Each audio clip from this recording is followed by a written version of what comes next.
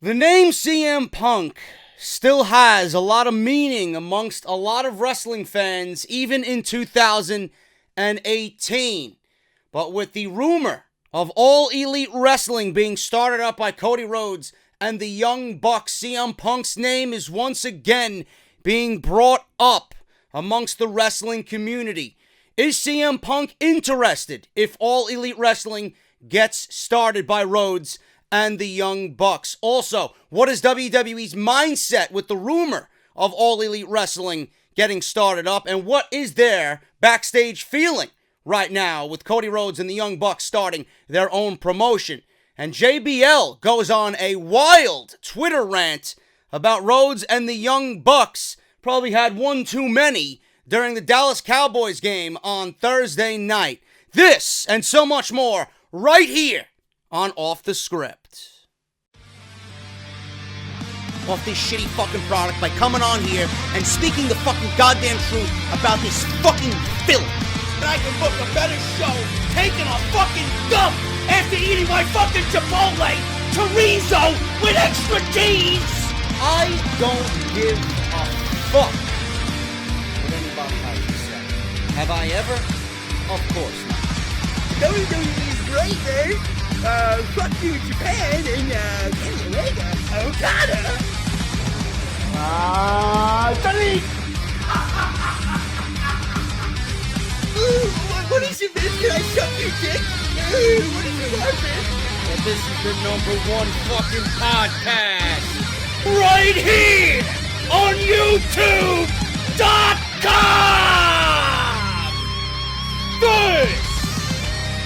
This is Off the Script. What is going on, guys? Welcome to the podcast. It is Saturday, December 1st, 2018. This is episode 250, part number 2 of Off the Script. Thank you guys so much for joining me today. And if you're coming over from the podcast yesterday, man, we went over a lot of shit.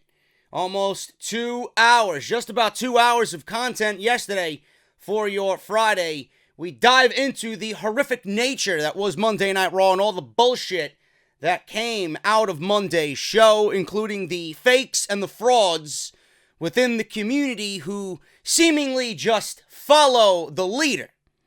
And I'll give you one guess as to who the leader of the negative nature of Monday Night Raw is. Me. And if people don't get on board, there will never be a solution for this fucking problem that is Monday Night Raw. So we talk about that. We go over everything that came out of that show.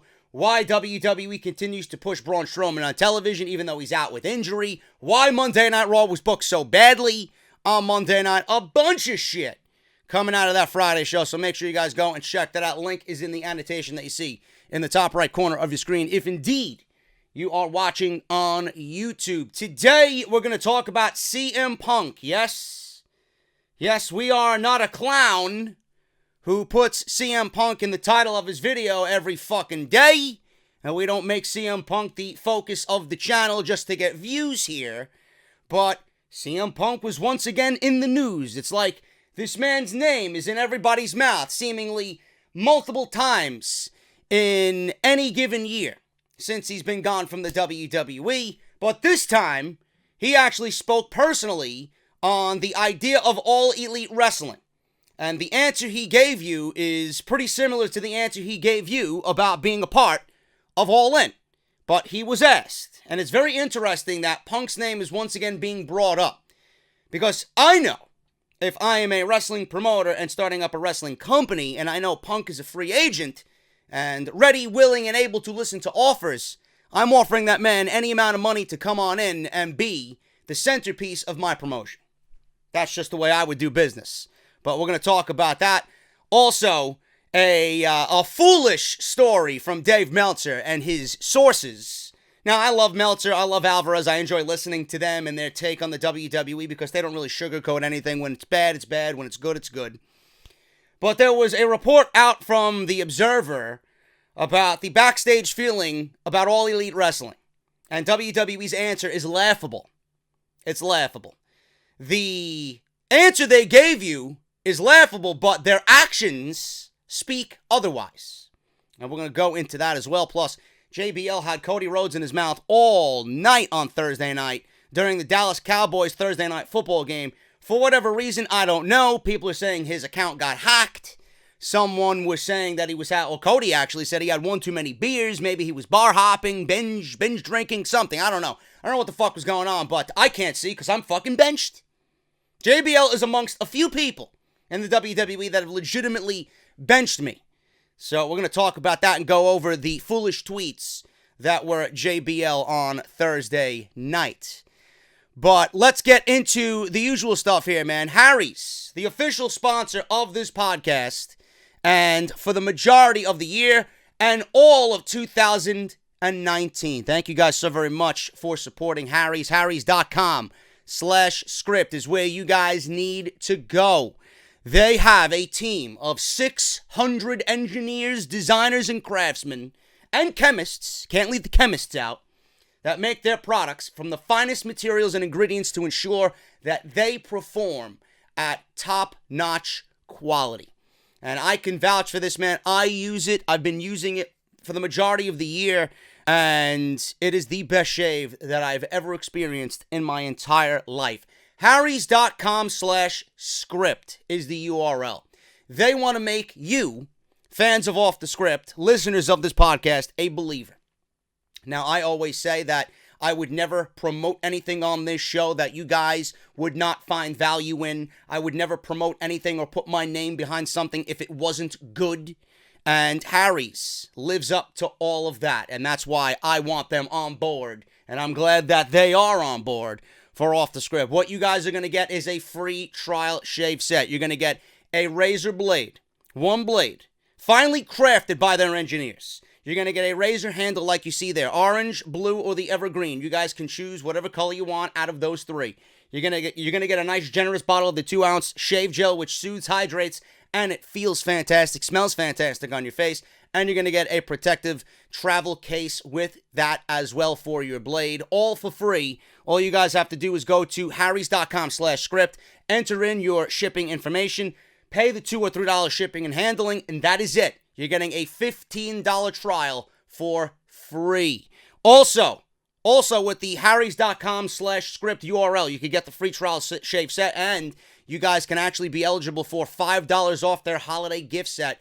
2 different versions, $5 and, not $5, $5 off, but you're going to get $25 and a $35 gift set with $5 off any one of those 2 choices, man. Harry's is the real deal, and I want you guys to go and support harrys.com/script and get your shave on this holiday season, man. No better shave in the business right now. barbershopwindow.com/offthescript. You guys have beasted it during the Black Friday sale. I thank each and every one of you. Everybody that purchased a t-shirt this November is actually going to get a shout out on the podcast this Sunday, tomorrow. So you guys will have your name read out live here on the show. If you guys want to go get your very own t-shirt for the holiday season, you will get it before Christmas. This is barbershopwindow.com/offthescript. You can actually get 20% off your purchase by using code BSHOP20 on any purchase on Barbershop Window, man. 18 designs in total, and when I tell you they're the best looking t-shirt designs in the podcast game right here on YouTube, I am dead serious, man. barbershopwindow.com/offthescript, and the 100,000 subscriber t-shirt is the #1 seller right now on barbershopwindow.com. Make sure you guys go out and get your very own 100K subscriber milestone t-shirt, man. It's fucking unbelievable, and it's just a piece of work. It's just beautiful. I have no words for it, man. You can see I'm fucking speechless right now. Every time I look at it, it's just beautiful. So make sure you guys go get your very own 100K subscriber commemorative t-shirt right there on Barbershop Window. Man, oh man. That's it. That's all I got for you. We'll do the other fine sponsors of the show later on, but I want to hit this news, man. I want to hit the news here on the podcast. Going to start off with this CM Punk story. CM Punk says he will listen if All Elite Wrestling becomes a reality. Now, CM Punk will begin his career as an MMA broadcaster for Cage Fury Fighting Championships on December 14th, but he has not closed the door on legitimately fighting again. Some fans will be surprised to hear that he also hasn't closed the door on pro wrestling as well, even though Mr. Phil Brooks always laughs and scoffs at people when they bring up wrestling. I'm done. I don't want anything to do with wrestling. We all know that underneath the very hard, tough exterior of Phil Brooks, in his soul, there is still a love and a passion for what got him to where he is today, and that is pro wrestling. Punk told MMAfighting.com that he doesn't know how realistic it is for him to think about fighting again, but he still trains, and he's still technically part of the UFC roster. Eventually, the talk turned to pro wrestling. At various times, Punk has left the door open, but he has also shut down the idea of ever going back to the WWE. He says, and I quote, "I would always listen," Punk said when asked if he would entertain an offer from Cody Rhodes and the Young Bucks. He continued, and I quote, "I would listen to them because just like Dave Schaller, I like the Young Bucks. I text with Matt on and off, but business is business. I know Cody was out there in the media saying that an offer was made for the All-In event on September 1st. An offer was not made. Calling me up or texting me saying, 'Hey, if you want to come to the show and do something, we would love that.' That is not an offer. That is not an offer." He exclaimed that twice. He goes on to say, and I quote, "There's other things. There's a couple more loose ends that I'm still trying to tie up fully and fully absolve me from the world of pro wrestling. I feel like I've still been attached," and that's probably the Colt Cabana lawsuit that's going on right now between he and Colt Cabana. "I feel like I've still been attached to it since the day I left, and that's mostly because of Fugazi lawyers and such. But we're wrapping all that up, and that'll come to an end. And once I'm truly free, we can explore the world and just float and hang out. And I can walk my dog and drink coffee and do commentary for Dave Schaller and continue to train at Rufus Sports. And do all kinds of stuff. I've earned it. I've paid my dues." End quote. If Punk makes a deal with All Elite Wrestling, that could absolutely be 100%, no sugarcoating anything, a complete game changer for the wrestling business. CM Punk is probably still, and has been for 6 years, the biggest free agent in the market in professional wrestling. At this point, the talk about AEW is just an idea. But if they were able to show a major TV network that they have a lot to bring to the table with roster, star power, someone who's leading the charge, on top of Cody, the Bucks, Omega, Hangman Page, and all their friends, if they get someone with the mainstream attention that CM Punk commands, especially in the world of professional wrestling and amongst the fans in the community, then WWE might be dealing with their first major wrestling competition since the death of WCW in 2001. Now, obviously, it's been reported everywhere. I talked about it on Off the Script last weekend on part 1 of episode 249.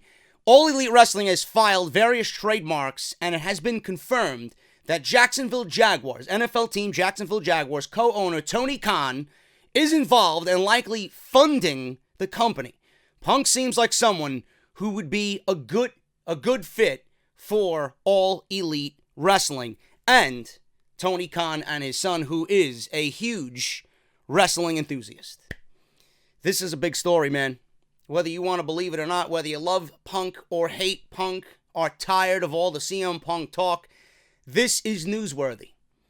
Because if this thing gets up off the ground and gets a major TV deal, you can guarantee that Punk is going to be listening to offers. If they get a TV deal and they go full steam ahead with this, there's no looking back. and you talk about going all in, this is the biggest all-in bet that any one of these guys is taking as far as the next steps in their career. So you might as well go all the way. You give this man what the fuck he wants, and you bring him on in, and you change the fucking game. You change the industry. The guy is still ready to go. The guy is probably in the best shape of his life. He obviously misses wrestling no matter how many times he wants to say, I don't want anything to do with pro wrestling. He doesn't want anything to do with pro wrestling now. Punk's not gonna fucking bullshit you. As far as what I see, the guy wears his heart on his sleeve. He wants peace. He wants to do what he wants to do. You either are Team Punk or not. And he wants to be free of everything that's burdening him right now. Can you blame him? How can he go 100% into something if he's got lingering lawsuits and lawyer meetings and a best friend or an ex-best friend who's trying to, take him to court over bullshit? If it happens, my God, if it happens, the entire wrestling landscape is going to be turned upside down. And if they can do the unthinkable and get Punk in their company, do you know what type of ripple effect that will have on the rest of the wrestling world? People from WWE would probably look at that and be like, oh shit, you don't think people in WWE want Punk back? No matter how much bullshit's going on? Punk is the only one left on the free agent market that could move the needle, that could make a splash, that could capture people's attention. I guarantee you, Monday Night Raw would be must-see if Punk returned to the WWE. He's the only one. But apparently he doesn't want anything to do with the WWE. And that's his choice alone. McMahon has already stated that he would love to work with CM Punk again. Whatever's going on with Triple H has had a problem with everybody. Everybody. Some of the old Triple H may still linger around, but this is a new Triple H. This is a Triple H who wants to see the future of this company, right for when he steps in. He was the one who brokered all the deals with Sting and the Ultimate Warrior, Hulk Hogan, Bruno Sammartino, and everybody else that had an issue with the WWE. They eventually came back. Triple H is a guy who knows what's best for business. I don't think, this is just me taking a wild guess, I don't think Kurt Angle, Goldberg, all these guys had major issues. They're back. Kurt Angle's on TV, or was on TV, for the majority of this year. Goldberg won the Universal Championship and main evented WrestleMania. He beat Brock Lesnar in 90 seconds. If Triple H can broker a deal for people who he disliked greatly in the past, and embarrassed in the past, threw under the bus in the past, I'm sure he would let CM Punk, air his grievances, talk shit out, get him back, because Triple H knows what's best for business. You don't think Triple H would want CM Punk back in the WWE? Or Vince wouldn't want CM Punk back on Raw? If All Elite Wrestling gets Punk, that's it. That's green light, full steam ahead for them. And then they can slowly build and put together a roster. But that's one of the major things here. That's one of the major things here. The world is full of up-and-coming wrestlers. The world is full of talent who wants to thrive, talent who wants an opportunity. The two big things here for All Elite Wrestling, and we talked about that. If you are going to go into this with a mindset like TNA, I remember when TNA tried to do the direct competition with WWE, they were nowhere near that. They tried to get all the ex-WWE talent in there, all the old decrepit legends, and they tried to make, something happen on Monday night with Bischoff and Hogan in charge. They weren't ready for that. If your mindset going into this is to compete with WWE, then you're going to automatically fail right out of the gate. Nobody wants to directly compete with the WWE because 10 times out of 10, you're going to lose. The WWE right now is at a point where they are untouchable by any other wrestling promotion. Nobody is even close to their league. But I'm not putting anything past a fucking multi-billionaire in Tony Khan. I don't know how invested he is going to be in this entire thing. And I'm sure, with any business, you're going to go all in. You're going to spend a lot of fucking money on this, and you're going to have a lot of loss in the beginning. But if they want to put a product out there that is a true alternative here in the States, it's not going to be a point where you're going to be competing with the WWE immediately. So that notion should be not even on your radar.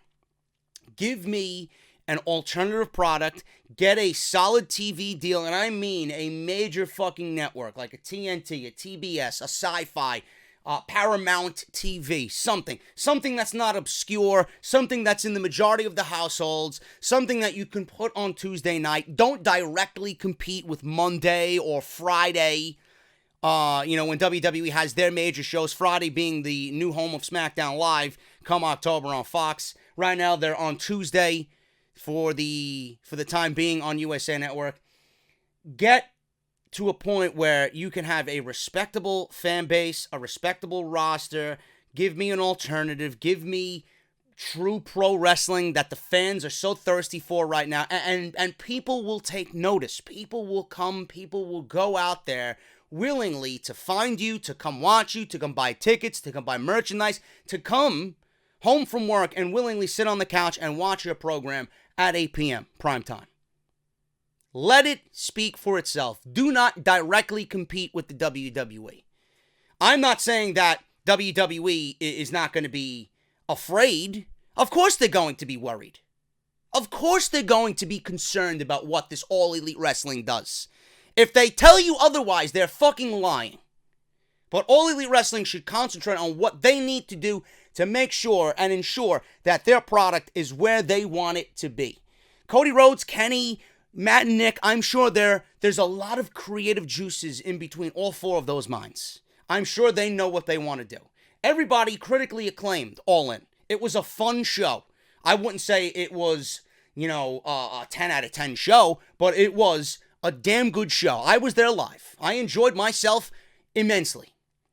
So what they need to do is make sure that they have everything in place for themselves without worrying about WWE. Yes, you have contacts over there. Yes, there's some people, according to Meltzer, that are interested to see what happens with this because they want an alternative. People who aren't being used, who know everybody in the elite, want an alternative, want to get back on the right foot again. Because do you think these individuals in WWE are happy with their position not being used, being buried by the corporate company that is WWE? The politics, the internal bullshit that goes on. No, they want to go have fun. They want to create a legacy. They want to do what they love, and that is pro wrestling. TV deal, and make sure you present a great roster, and give me a roster that's worth coming out and watching. That's what they need to do. And if they could get Punk, that's a game changer. Never mind a fucking game changer, man. That's turning the wrestling world upside down because they have done something that literally every other promotion has wanted for years. Punk's services. When Punk signs with whomever, he's ready to be back. And Punk, if he chooses whomever, that's where he legitimately wants to be. He's not going to just go wrestle for anywhere, for any amount of money. He's going to sit down, think about it. How is this going to impact him and how this is going to impact the industry? Punk's not going to just do anything for the fucking money. He don't need the money. He's going to do something that's comfortable and that's going to create the next chapter in his life and make him happy. How could he be the best he can be somewhere? That's what he's going to do. So if they get Punk, it is unbelievable. The biggest thing that could possibly ever happen to a wrestling promotion is get this guy right here. I don't give a fuck how you think he's overrated or what you think of him. Punk is still the biggest name right now who is not signed to a wrestling promotion. How WWE reportedly feels about Cody Rhodes and the Young Bucks trademarking All Elite Wrestling. Now, it's all a waiting game, we all know. They trademarked a few things here and there, Double or Nothing, All Out, Tuesday Night Dynamite, All Elite Wrestling, LLC. But Dave Meltzer made some comments about how WWE was locking down talents and snatching up indie guys that they've known about for a while in preparation for a possible all-elite wrestling promotion. But as Brad Shepard stated on his Oh You Didn't Know podcast, his WWE source straight up told him that's a laughable idea. Nobody in WWE should be laughing about anything. Anything. He says, and I quote, "So I talked to some sources in the company, and it was pretty clear, or about this, he talked to some sources in the company about this, and it was pretty clear that they cared at all about All Elite Wrestling. They hardly cared." He said anybody hardly cared. In fact, they went on to question the credibility of Dave's source, and he elaborated that the very idea that WWE would give Cody's potential company that much credit to the level where they're trying to lock up their talent is nuts. End quote. Shepard continued to note that to even think that the possible AEW promotion is worrying a billion-dollar company doesn't make much sense. It will be interesting to see what happens next. But without a television contract, they're not going to make many waves at all. The TV deal is key. Okay? You know, it's not going to be a complete fucking game changer like if they get a TV deal, that's the highest point that they could get. That's the main thing. They get a TV deal. But if they go to a streaming service, or if they get on Netflix or a Hulu or something along those lines, Amazon Prime, whatever, you guys know what I mean, a streaming service, that could still be a major deal. Not as much as a TV deal, in my opinion, but major nonetheless, because those types of companies aren't just going to throw money at a wrestling promotion that's just getting started up. But if anybody can do it, if anybody out there is marketable and could defy the odds, it's these guys, because they've been defying the odds for all this time, all these years. You know, these guys are great businessmen. They know what they have to do. If I was to trust somebody, it would be these guys. I think they know what they're doing. But I find this to be downright laughable. You know, people want to laugh at it and like, oh, these guys aren't going to pose a threat. We're not worried about the promotion that Cody Rhodes and the Young Bucks are doing. We're going to end up signing them. We're going to throw them all this amount of money that it's going to be ridiculous to have them turn it away. That's their mentality. WWE's mentality is we're going to throw a boatload of money at these guys, and they're going to come to the WWE, and we're going to own everything that is the elite. No, you're not going to do that. It's not that easy. You know, to some people, money is everything. To others, money is not everything. Legacy and creating the next chapter in your life and being happy, creative freedom, family time is more important than taking money and being on the road for 300 days a year away from your family. And the creative side of WWE right now is at the all-time worst in company history. It is the worst that I've ever seen it. So why would anyone right now opt to go to the main roster and sign with the WWE, knowing that once they get there, they probably don't have any solid concrete plans for you, and you're probably going to end up like everybody else. Right now, the elite feels elite. If they go to the WWE, you could erase everything that comes with the meaning of the word elite. They're not going to be elite. Vince ain't going to look at them as being elite. You know, WWE management's not going to see them as being elite. These are indie guys who made a name for themselves, and now I own you, and you're going to do what I say. These guys are smarter than that. I don't think they're going to do anything like that. But for Brad Shepard, and then WWE, people within WWE, his sources, laughing at the fact that All Elite Wrestling is nothing. What the fuck are you laughing at? Yeah, your company may be, you know, making billions with TV deals and taking blood money in Saudi Arabia, and the stock is at $70 a share. Good for you. Good for you. I'm glad you're making your money, while we, the fans, who don't give a shit about how much money the WWE's making, has to suffer through some of the worst fucking television that you've ever produced, except for NXT. It's ridiculous how people are laughing. I hope you're laughing, because the way you've neglected so many talents in this company, that neglect that you've just shown several talents like Ziggler and the Club and Ty Dillinger and everybody else like that. What are you going to do when You see a migration of talent just float over to All Elite Wrestling. You're going to be laughing then?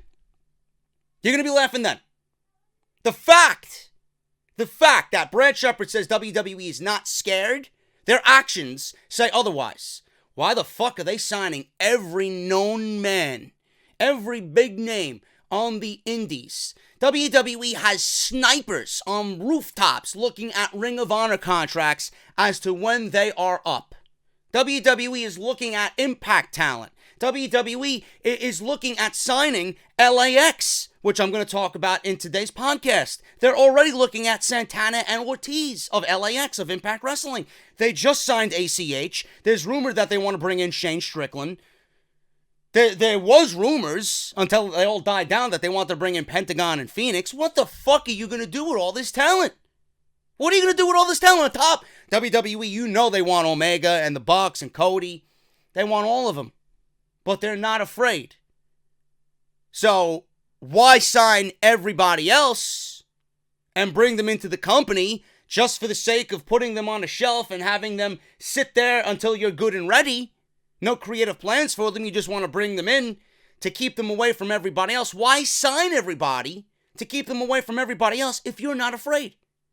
What are you legitimately going to do with all this talent? That's honestly, it's great.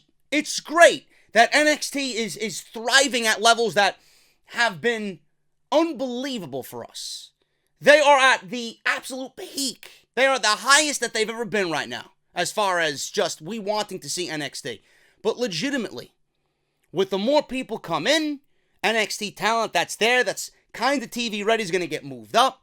And the vicious cycle is going to continue. The more you pull from the independents and bring to the company and then promote, the guys that you're not using are getting pushed down further and further. There's not going to be enough fucking TV time for everybody. There's not going to be enough shows for everybody.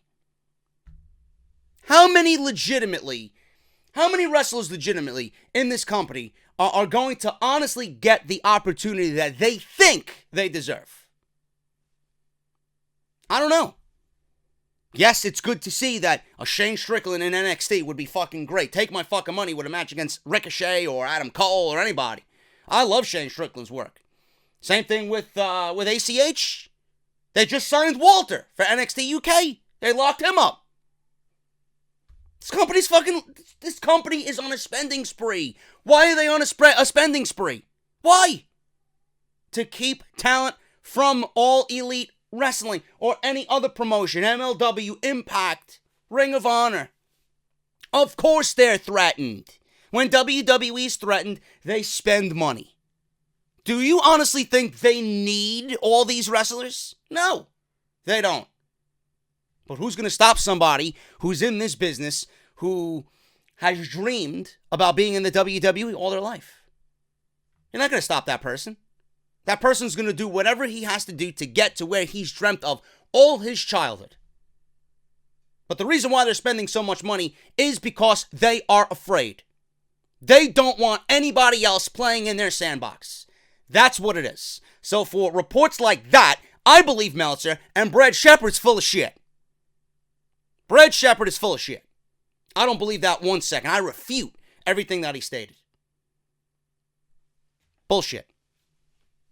Speaking of Rhodes and the Young Bucks, JBL loses it online in a rant saying he could beat up Cody Rhodes and Dusty Rhodes, his daddy. John Bradshaw Layfield, who I've been blocked for about 3 years now. John Bradshaw Layfield has been known to put someone in their place before, but this is a very random target for his aggression. JBL went on a little tirade online where it seems that he started talking about football and the Dallas Cowboys, but he eventually found himself tweeting out, and I quote, "I'm retired, but Cody Rhodes couldn't beat me if he tied me to a tree. Neither could his dad." End quote. There were quite a few tweets in a row, all goading Cody and talking about how JBL could beat him up. It kind of came out of left field, and Cody apparently didn't see it coming either. I quote, "I'm thinking JBL had a few drinks tonight," Cody tweeted out. Matt Jackson then tweeted out an image of JBL's page, but he's blocked from seeing it. So JBL blocked the Young Bucks. This was a really interesting little anti-Cody rant, and it would be great to know why it happened. He goes on to say, okay, not wanting a comeback, but I could beat Cody Rhodes any day in any match, just like I could have beaten his daddy. It's simple math. Now back to my Dallas Cowboys. He goes on to tweet, and I quote, I'd kill Cody Rhodes, please. He goes on to say, I'm retired, and then he makes the tree comment. If he was tied to a tree, he still couldn't beat me, neither could his dad, so on and so forth. I don't know why any of this was stated. WWE can't really be happy. I guess WWE really doesn't give a shit about this. JBL is, he's not on television. I mean, he's retired. I don't know what his stance is in WWE anymore. Obviously, he's a Hall of Famer. So, I don't know why he went on this rant. He may have been drunk. He may have been binge drinking. I don't know. I don't know. But again, it ties into what I just talked about. The WWE doesn't really give a shit about All Elite Wrestling and what those guys are doing. Then why the fuck is JBL randomly throwing the name Cody Rhodes and the Young Bucks out there? Or Cody, in this sense, just Cody. But why is he throwing Cody out there when Cody is primarily linked to All Elite Wrestling? Why? What did Cody do in the last couple of weeks, last month? What did Cody do on social media? He's posting pictures of his dog. He's posting pictures of his wife. What did Cody do for JBL to go on a tirade on Twitter? Now, people were saying that he got hacked. And I thought he got hacked just by some of the shit that he was saying. All this shit that I read, I legitimately thought, especially I'd kill Cody Rhodes. I thought he was hacked. Maybe it will be revealed in the next coming days that it was hacked. I don't know. But if I'm a betting man, I honestly think JBL was the one who was writing these tweets. But I want to know why. And if WWE/JBL are not worried about what Cody is doing, then why talk about him? All these trolls, all these irrelevance. If you're not bothered by what someone is doing, why do you continue to mention their name? Why do you continue to throw dirt on their name? Is it amusing to you? Does it make you look any more professional? No, of course not. It makes you look like a fucking idiot. It makes you look like a jealous prick. Worry about yourself. Worry about your own success. Worry about your own analytics and your own funds and your own revenue and your own audience. Worry about growing. Not only as a channel and a fucking human being, but as a business. This is ridiculous if it's JBL. What a fucking embarrassment. And the reason why he blocked me was because I told him his commentary was fucking insufferable. And I'm glad that there are other people in the community that could sit at the same fucking bar I'm sitting at with JBL bartending, and we're all sitting there thirsty waiting for about an hour for our fucking drinks. You ain't getting no tip, motherfucker. JBL is a fucking disgusting human being. Don't know why. Hopefully we find the answer as to why it happened later on in the week. On to some Smackdown news. Charlotte. We all know about Charlotte. Becky 2.0. Charlotte names... I don't know why this is news. I just found this to be fucking laughable. Charlotte names the kendo stick used in the attack on Ronda Rousey at the Survivor Series. Charlotte took a ton of aggression out on Ronda Rousey at the Survivor Series that included a post-match beatdown, and Ronda was feeling the bruises even through Thanksgiving. But it didn't stop Ronda from coming out the next night and smiling after a fucking beatdown. I don't know why WWE booked it like that. The woman was fucking beaten to an inch of her life. She comes out, hi, I'm the Raw Women's Champion. Smiling to Monday Night Raw the next night. How is that selling injuries from the night before? Absolutely ridiculous. Do you know how insulting to the fans' intelligence that is? Flair is apparently going full on with this new vicious heel that she's turned into. She even plans on using that kendo stick again on Rousey, which she named Ken. Now it appears Rousey has two things to worry about the next time she's around Charlotte and Ken. This is a pretty clever name on Flair's part, but if the name makes it onto WWE television, then it will live on with so many other great names like Moppy, Head, Pepper, Barbie, and Katie Vick. Now, I don't know, I guess it's short for Kendo, but the name Ken, when I hear the name Ken, I immediately think of Street Fighter. Is this going to be doing Hadoukens? Is this going to be doing Shurikens? Is it going to be doing hurricane kicks on Ronda Rousey? Maybe it would make Charlotte a little bit more entertaining if the fucking kendo stick acted as if it was in a fucking fight with Ryu. And Bison. And Blanca. And E Honda. And Dalsim. And Vega. And Balrog. Sagat. Guile. Guy. T-Hawk. I used to play Street Fighter back in the day, bro.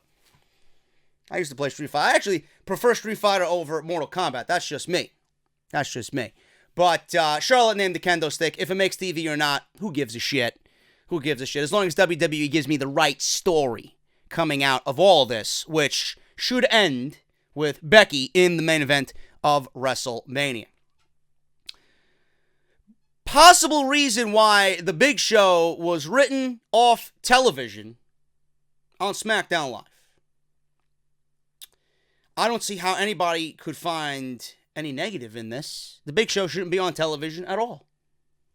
The Big Show, placed with Cesaro and Sheamus, never made any sense. They never really explained why. He just randomly showed up.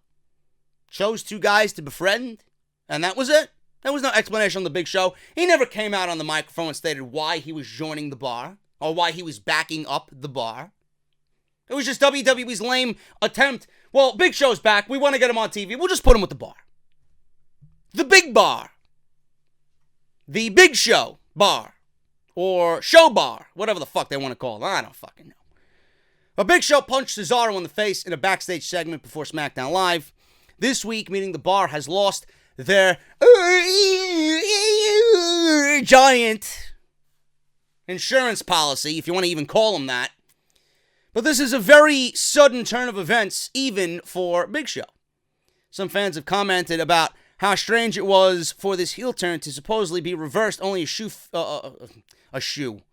I'd rather fucking watch a shoe wrestle than fucking Big Show. Supposedly be reversed only for a few short weeks after the bar and Big Show formed a trio. But a possible injury for Big Show might be the cause for this decision. Now, Dave Meltzer quoted on Wrestling Observer Radio saying, "I thought maybe it was an injury thing, too, because he was so immobile."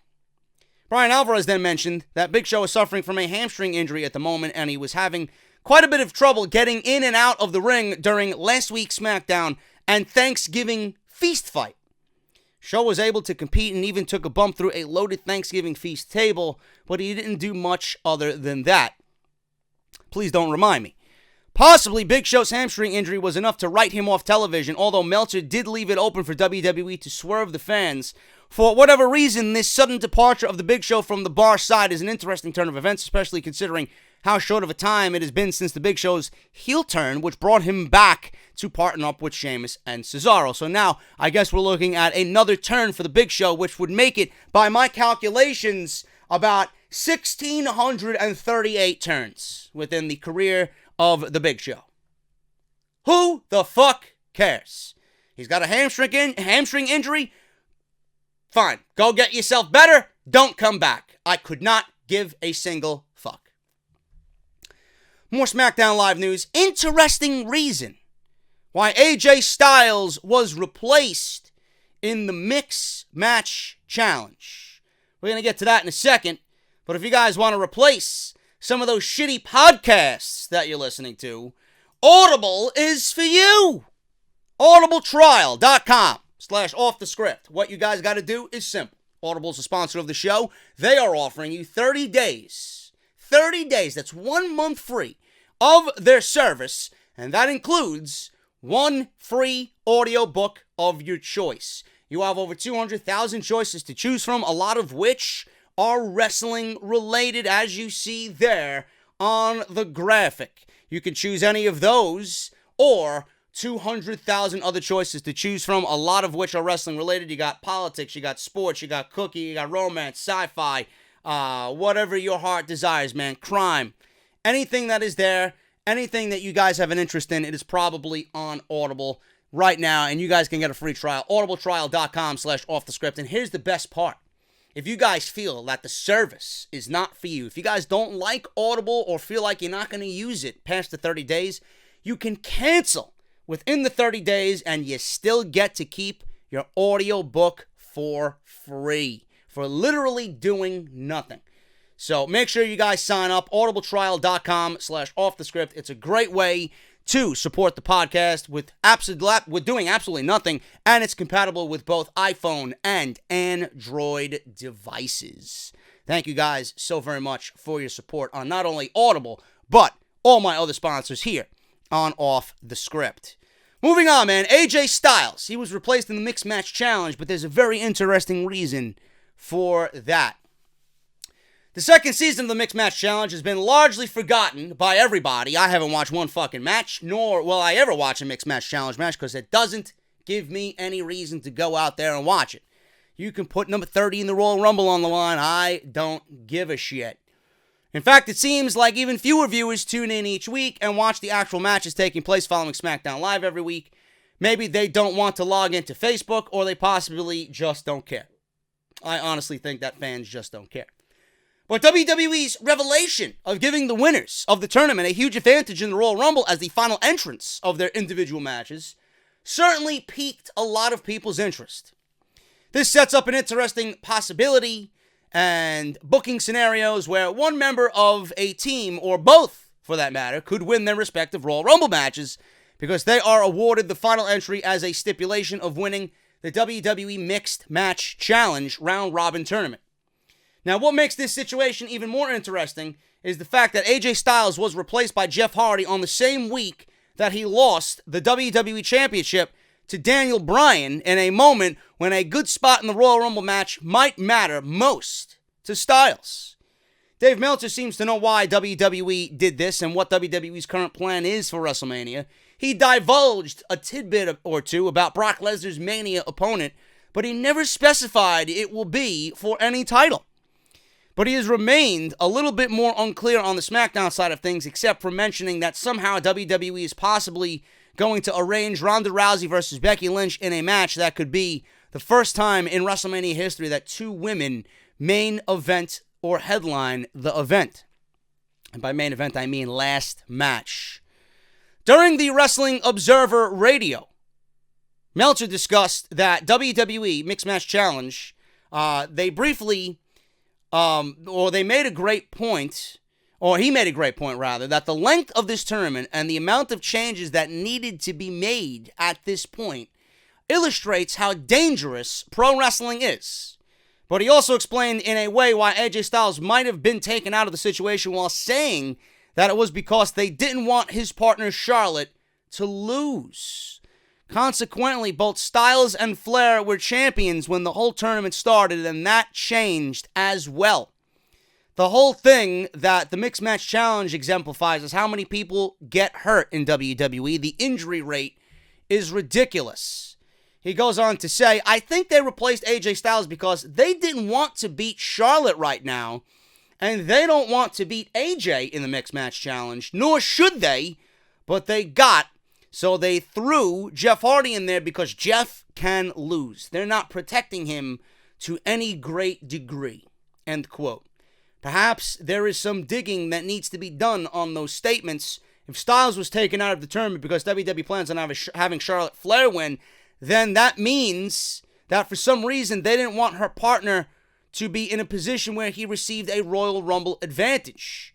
This is also an issue with AJ Styles' current WWE contract, which is said to be running up through 2019 in April. If a new deal isn't signed then by WWE, they might be cautious in featuring him too heavily in the next 6 months.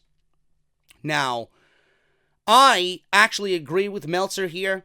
If AJ even if he's the WWE champion or not, you don't want AJ being beaten by anybody else in that tournament. Because, I mean, look at the fucking field of talent that's in that tournament. I mean, I don't even know if they're in the next round of this tournament. I don't really know. The only one that really could honestly beat AJ or even be at an even level in the ring is Finn Balor.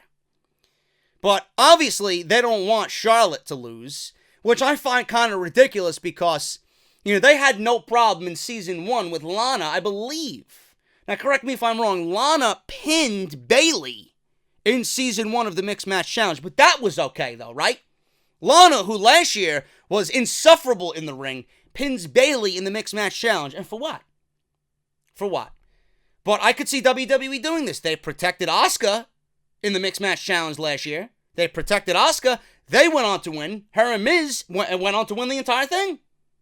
So I can see WWE protecting Charlotte here because Charlotte, most definitely Becky, cannot be pinned or submitted during this entire WrestleMania run. That's why Asuka's in the triple threat match for the SmackDown Live Women's Championship TLC match. Asuka, I would not be shocked if Asuka wins the SmackDown Live title. And Becky and Charlotte are protected by either the unpredictability of the match, they don't have to be pinned or submitted, or Nia, Rousey, or both get involved.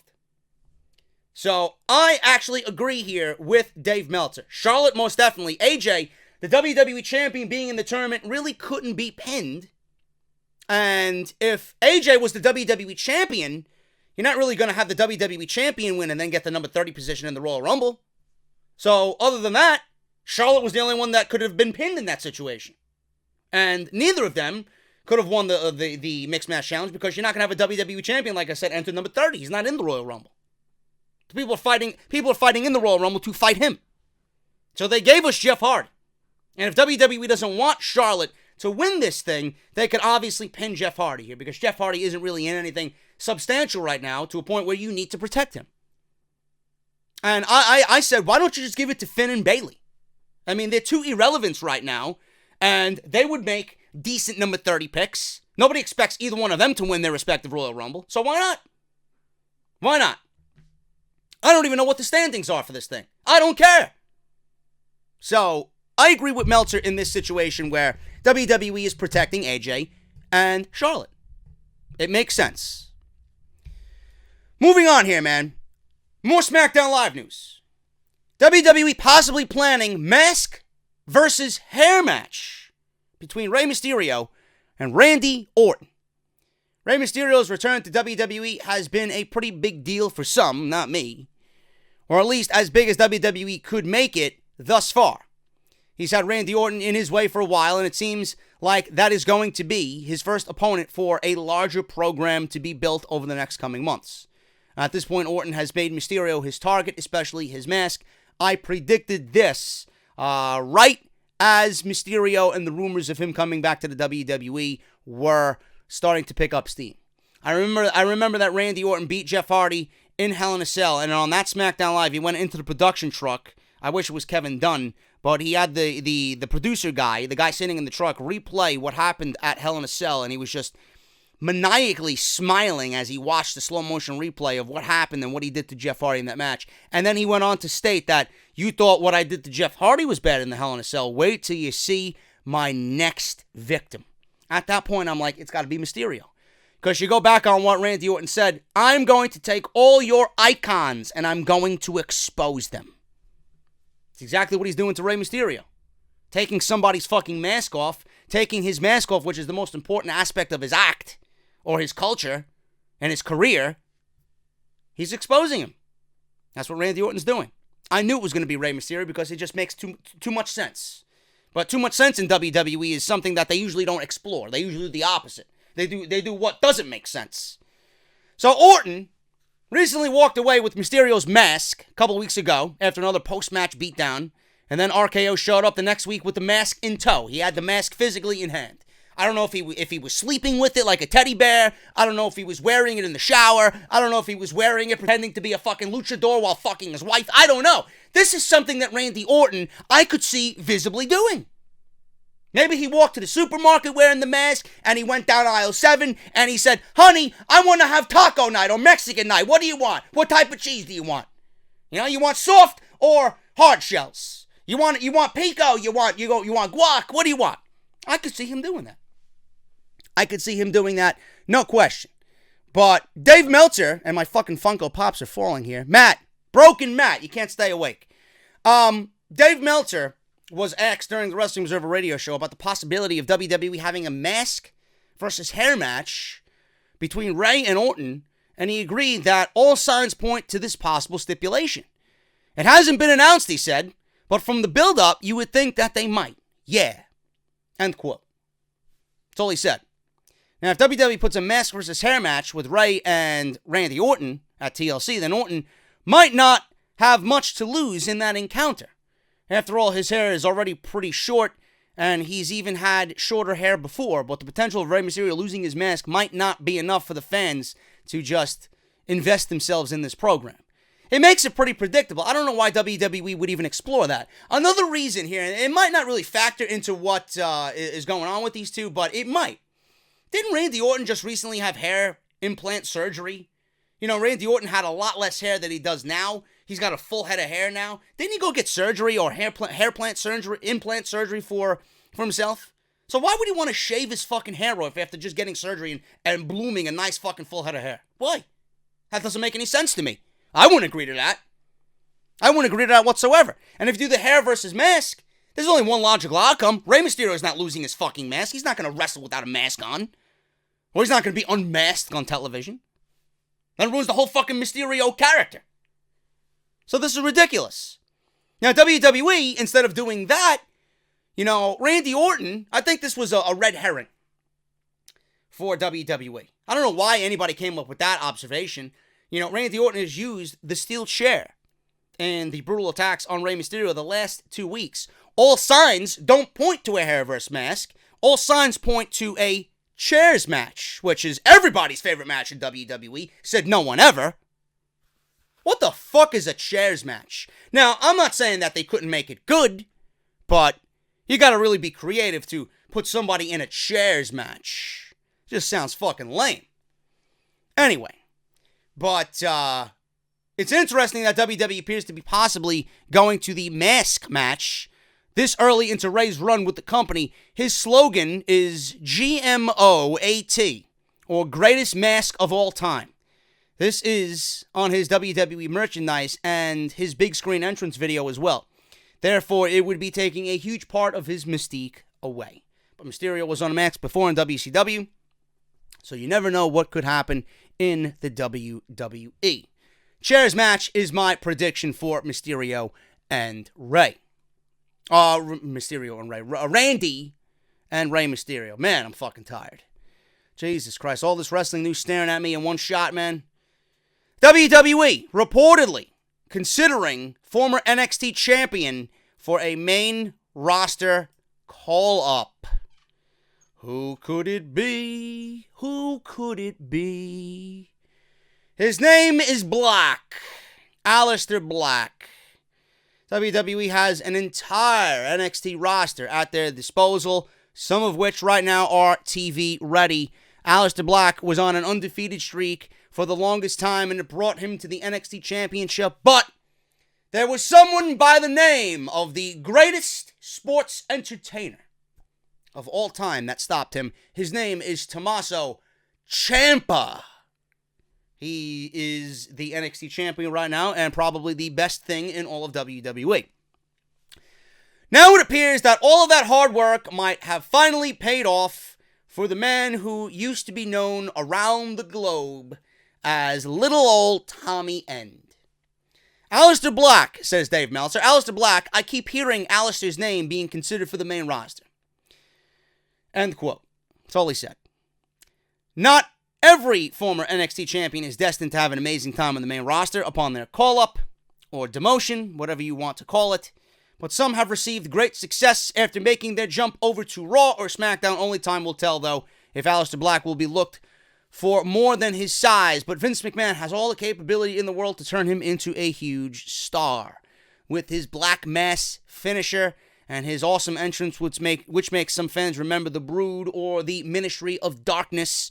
He could add something new to the product on either main roster show. The only real question is which brand would he land on and how long Vince McMahon would give him to prove himself and let him get over organically with the fans like he did in NXT. Aleister Black is a fucking character that is impossible to fuck up. It is impossible to fuck that up. And if they do, the people who are in this company don't belong there. I don't give a shit what show he goes on. I don't care. Every show right now, Raw, SmackDown, that we watch on the main roster on Monday and Tuesday nights, every week, they are lacking baby faces. He could thrive on Raw.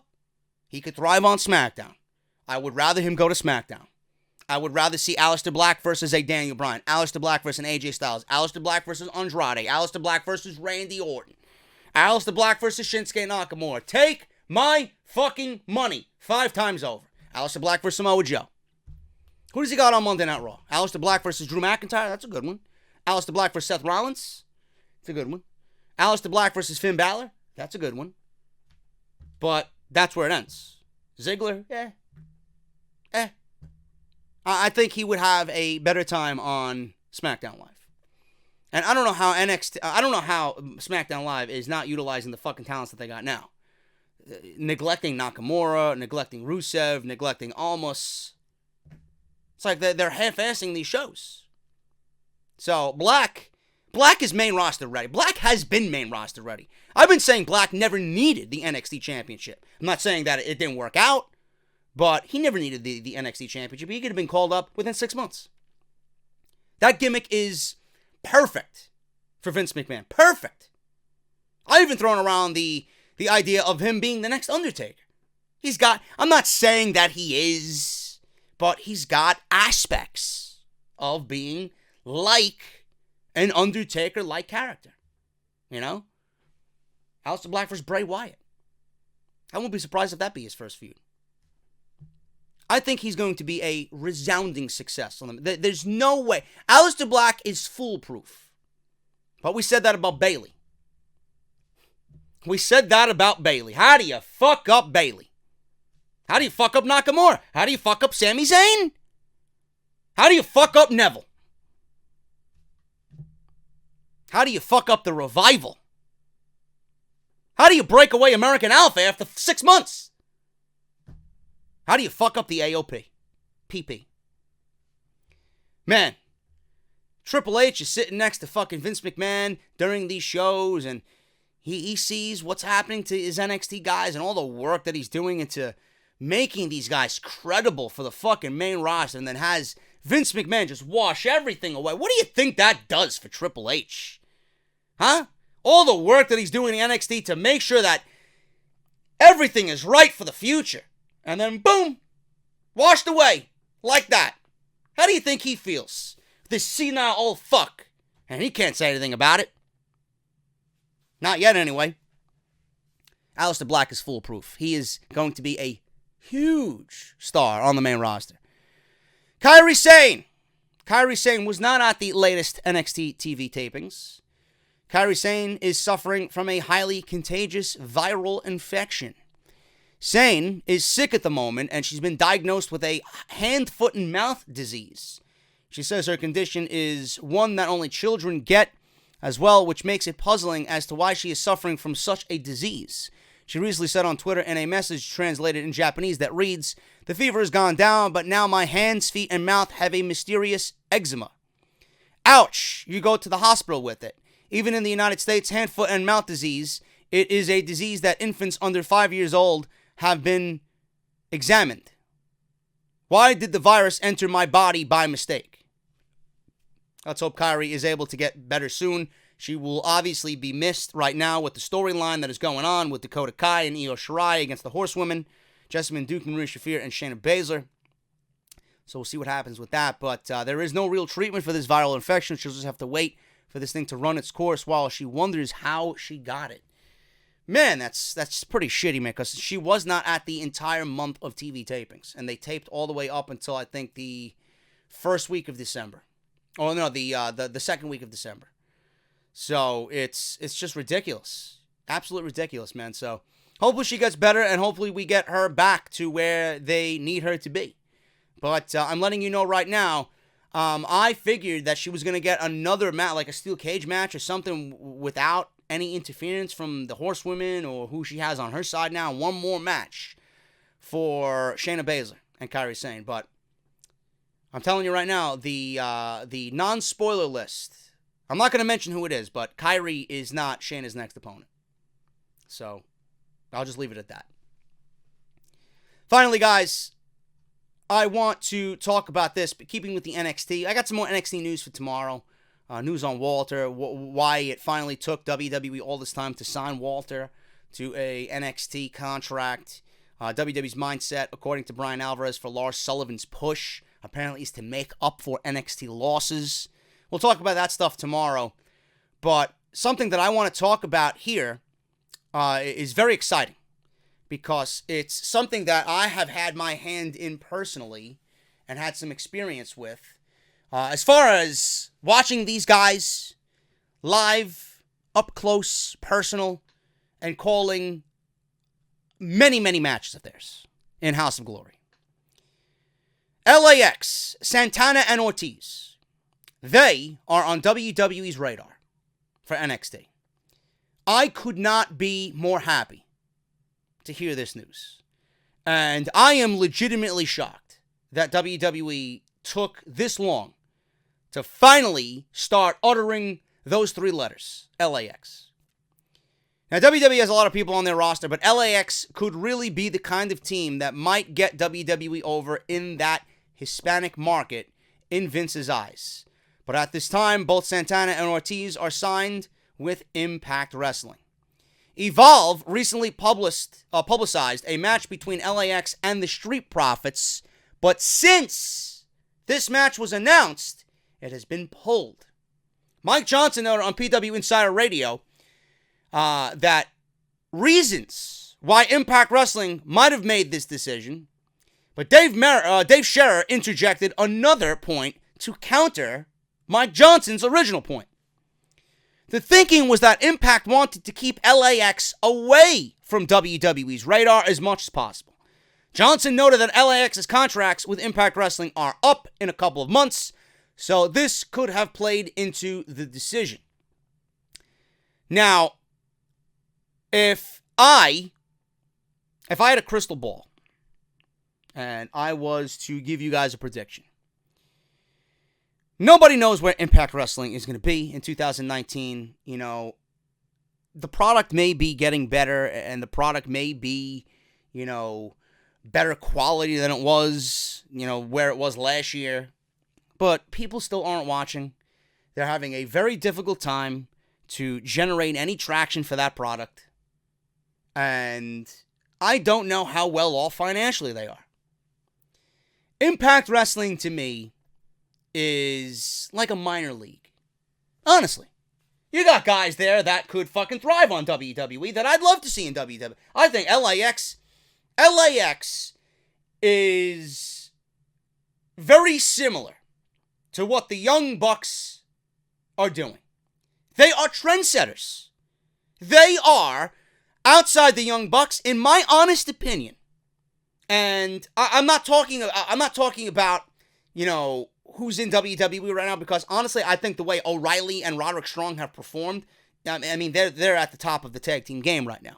You got the Usos on the main roster. LAX right now is probably the best tag team not signed to the WWE. I don't know what the Young Bucks are going to do. I don't know if they're going to come to the WWE or not. I don't know if they want to just take a break from wrestling and concentrate on the business side of things and run their own promotion. I don't know. But LAX has followed in the footsteps of the Young Bucks and have that type of feel to them. They are single-handedly just bringing back to life tag team wrestling. Some of the best matches that I've called in House of Glory are LAX matches. They are fantastic at what they do. Their matches are so fun and so easy to call because they live in the moment and they give you this feel. they give you this very familiar feeling as to why you love wrestling in the first place. They come out there and everybody is fucking hyped for these guys. They're fun, they're living in the moment, they're dancing, they're having a good time, and you don't understand how important that is and how that feeds off the audience and vice versa. They're feeding off the audience. They're getting the audience involved, and the audience gets hyped, and they get excited, and it goes round and round. I see this sitting at the commentary table, and I wish all shows were like that. 100% of the time. I've called matches with LAX where they just battled Rich Swann and ACH. ACH is going to NXT. Rich Swann is a former WWE Cruiserweight Champion. Fantastic fucking match. I've called matches with LAX against Bobby Fish and Kyle O'Reilly in House of Glory. I've called LAX matches against the Hardys and the Dudleys. These guys are great. Great. I watched them at the Melrose Ballroom for Bound for Glory against the OGs in that Concrete Jungle match. These guys are capable of doing anything and are willing to do anything. They love this business, and man, have they fucking grinded to get to where they are. The fact that they're not in WWE right now is a fucking shame. A fucking shame. And if they didn't take an offer from Triple H to go to NXT, I honestly think it would be foolish. They are primed and ready to be the top tag team in this business, if not already. And it's only going to get enhanced, and only more eyes are going to see it if they go to NXT and they get molded by Triple H. They're great now. You can imagine what NXT is going to make out of them. NXT with LAX versus Undisputed Era, LAX versus the War Raiders, LAX versus anybody. The Usos. I mean, I don't want to talk about main roster tag team wrestling. It's fucking god-awful. But LAX and NXT? Holy shit. The matches that you guys are going to get ready to see if it happens. Now, they may feel like they're not ready for that yet. They may feel some type of loyalty to Impact Wrestling, which is fine in its own right. And that's a decision that has to be respected. Maybe they want to continue building Impact, but if they feel like they've done all they could, I don't know what else they could possibly do. I get a feeling that if they stay, there's not going to be any change, and it's going to be a year wasted. Take this opportunity if it comes to you. Impact has a great roster. LAX, Brian Cage, John Morrison. I don't know if Austin Aries is still there after the report saying that it was all work. You know? I don't know what's going on with that, but Aries, I'm going to include him in there anyway. I think he's still a contracted employee to the company. Austin Aries. Pentagon. Phoenix. Sami Callihan. Another guy that WWE let go, transformed his entire fucking career, and I'd love to see him back in NXT. Look at what he made himself into. Sami Callihan is fucking great at what he does. And being in NXT again, you know, he just signed a new deal. I don't know how long it's for. He's staying with Impact Wrestling. OVE's another one. OVE and LAX had a match at House of Glory a couple of months back this year. Fantastic. Fantastic. I honestly look at Impact as a minor league. And LAX being on WWE's radar, like I mentioned, I'm surprised it took this long. And the report here says that Impact pulled LAX because they don't want LAX on WWE's radar. Listen, Triple H has his finger on the pulse of everything. Triple H knows who LAX is, and if he doesn't, Triple H has people in his camp who know who LAX is, and he knows of LAX. So Impact Wrestling doesn't want LAX to perform with WWE talent, so it gets to Triple H quicker. But you're only delaying the inevitable here. You're only delaying the inevitable by not having them at this Evolve show. So what you're doing is kind of fucking over the fans, if you ask me. Street Profits versus LAX? That's something I'd pay my money to see. I love Street Profits. I think Montez Ford and Angelo Dawkins are great. Montez Ford especially. Now, Mike Johnson explained on PW Insider Elite Audio why Impact Wrestling pulled the plug on bringing LAX into Evolve and facing some eager NXT talent. Impact, I was told, he says, specifically, they didn't want LAX in the ring with NXT guys. They didn't want there to be footage in the WWE video library of TNA guys getting beaten by WWE guys. I believe that a little bit more than I do the other one. Now, I mean, it could be a case of both. Impact could be petty, and Impact could be double petty. That they don't want LAX to lose to a bunch of WWE guys. So what? So what? But I think it's more so the first one than the second one. So it looks like Impact Wrestling was able to see ahead of the game and realize that LAX would have lost against the Street Profits.